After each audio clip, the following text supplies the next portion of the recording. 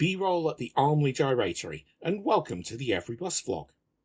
Yes, it's wet and miserable, two things I try to avoid when I'm filming, but today's literally my only free day this fortnight, so here we are.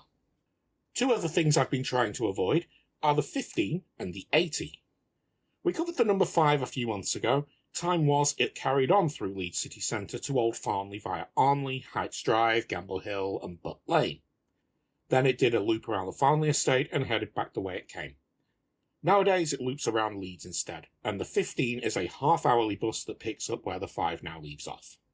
It was a bit of a rush in Leeds city centre to catch the 15, so I figured I'd hop off a couple of stops later at the Farnley gyratory and wait for the next one. Apparently there's a lot of construction going on around there, so I thought it'd be a good backdrop for the start of the video. Unfortunately, as you can see, or rather can't see, there's not a lot to see. There was a freight train though, so that's nice. But this isn't a train channel, this is a bus channel, so I waited half an hour for the next 15 and I carried on. The problem with it being wet and cold is that the bus windows fog up. On this 15 I managed to snag the front seat and film out of the front, so we do get a half-decent view. I suggest you enjoy it while it lasts. The 15 makes a beeline straight for Farnley town centre, serving the stops outside Poundland. There used to be a Wilson's here, a local chain of, if not the best pie shops in Leeds, certainly top 3. Unfortunately, they closed down most of their shops a while ago. I think there's only the main shop in Cross Gates and one branch in Morley that are still open now. A little further along we come to Heights Drive, a little local centre. And then we carry on to Butt Lane. On Butt Lane is another local centre, this one slightly bigger. It has Greggs, Subway, McDonald's, Domino's, and, if my memory serves, a rather nice chippy. I think the little area is called Greenthorpe. See, I used to live not too far from here, so it feels a bit weird to be passing through, to be honest. There's also a rather nice reservoir here, which we'll come back to when it isn't raining. Up the hill we go, and before too long, we're at Old Farnley Village Green. There's a lot of history to Farnley. There's a rumour, and I couldn't substantiate any of this, that there's been a shop on the site since time immemorial, i.e. well before records began. What I do know is that Farnley used to be an agricultural steading and was later repurposed to a mining village. Nowadays it's just a generic place in the Leeds commuter belt. Anyway, we're not here to admire the great views of Bramley, or the bus shelter with wire mesh instead of plexiglass windows. We're here to change onto the number 80, which is the real reason I came out here. The number 80 was squarely on the problems for future Cal list. There's just 2 trips a day and it doesn't go anywhere near the city centre. I had planned on driving out here, but the park and ride was just less faff, and it let me tick off the number 15 as well. Also gave me a little bit more flexibility in case I missed the number 80 back here. At this point, things took a bit of a turn for the worse video-wise. There is no front seat on the 80, there's luggage racks. So I parked myself at the back, out of everyone's way, and set up. Unfortunately, no matter how much I wiped them, the windows kept on fogging up.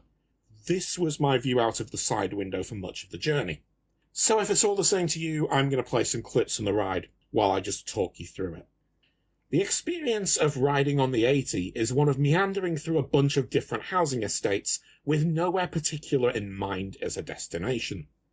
The 80, of course, does have one, as all buses do.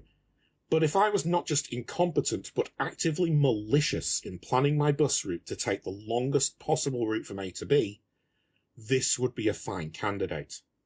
From Old Farnley to the Owlcotes centre takes about 10 minutes by car, 20 minutes at most if you stop off in Bramley first.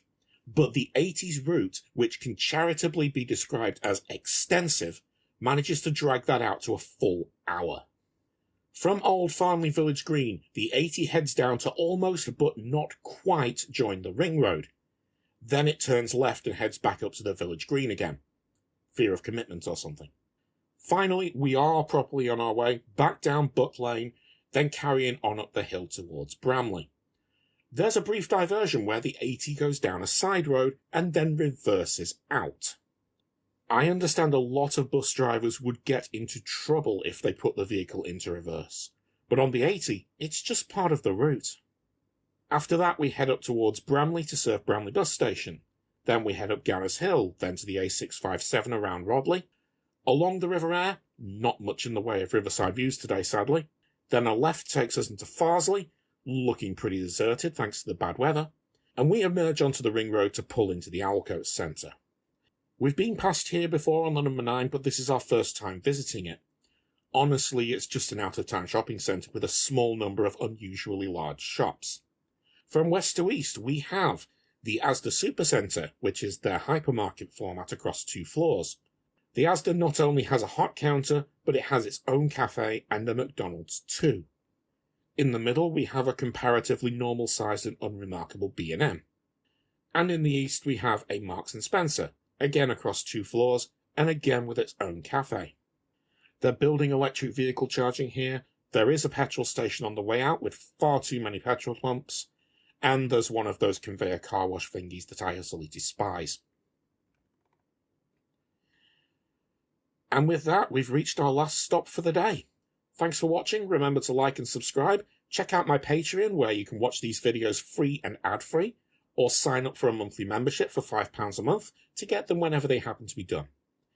And whatever else, don't forget to thank your driver. I didn't feel like sticking around for almost 2 hours waiting for the next bus, so I managed to hop back on the 80 before it left. I got an amused look from the driver, which I'm frankly used to at this point. Rode it back as far as Brownlee Park. Looked alright. Bit wet though.